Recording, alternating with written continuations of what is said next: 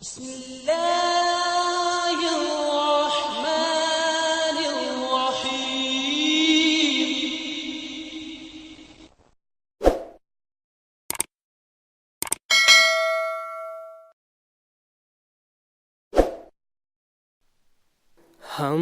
तो रखते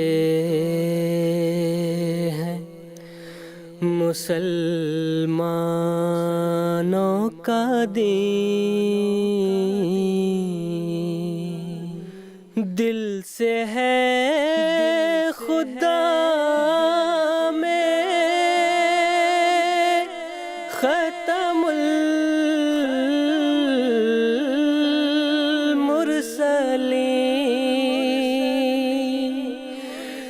दिल से है खुदा में ख़त्मुल मुरसलीन, ख़त्मुल मुरसलीन।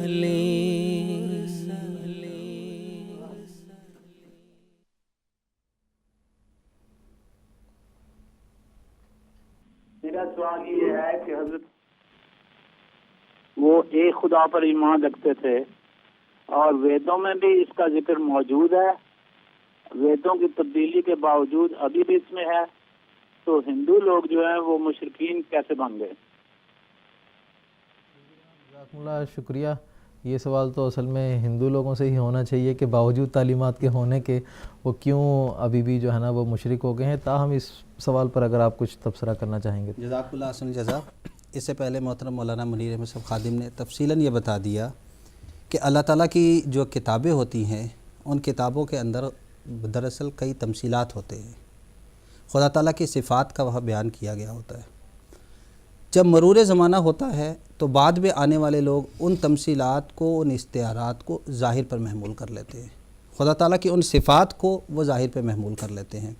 जैसा कि अग्नि के बारे में बताया, वायु के बारे में, सूरज के बारे में बताया, और कि खुदा ताला की वो सिफ़ात थी, रबूबियत के मायनों में थी, लेकिन बाद में हिंदू कौम ने उनको ज़ाहिर पे महमूल कर लिया।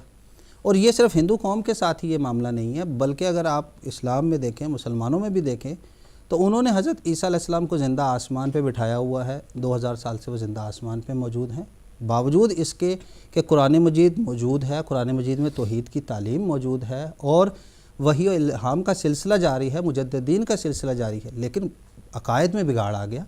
और इस रंग में बिगाड़ आ गया कि एक वफ़ात याफ्ता इंसान को, जिसके फ़ौत होने के बारे में बार बार ख़बर दी गई, उसको ज़िंदा आसमान में मान लिया गया। यही हाल हिंदू कौम के साथ हुआ कि उनमें तौहीद की तालीम मौजूद थी, लेकिन जब वो अम्बिया चले गए तो उसके बाद उन्हीं को ही मुजस्सम तौहीद की जगह मान लिया गया और उनके अंदर ही हुलूल करके खुदा की शख्सियत को दाखिल कर दिया गया और उन्हीं की मूर्तियाँ बना ली गई। उसका एक बुनियादी असूल श्री कृष्ण जी ने गीता में बयान किया है, आप उसको नोट कर लें कि अध्याय 3 यानी बाब 3 और श्लोक नंबर 21 है। उसमें ये बताया है आपने कि ये होता क्यों है। ये जो सवाल है कि वो मुश्रिक क्यों हो जाते हैं, आपने ये बताया कि यद यद चरति श्रेष्ठा तत्तदेव इत्रोजना सा यत प्रमाणम कुरुते लोकस तद अनुवर्तते। इसका तर्जुमा ये है कि जो श्रेष्ठ लोग होते हैं, जो आला लोग होते हैं, यत यत आचरति, वो जो आचरण करते हैं, जो इखलाक कर दिखाते हैं, तत् तत् एव इत्रोजना, जो उनसे छोटे लोग होते हैं वो उन्हीं की पैरवी करते हैं, उनका अपना कोई मज़हब नहीं होता।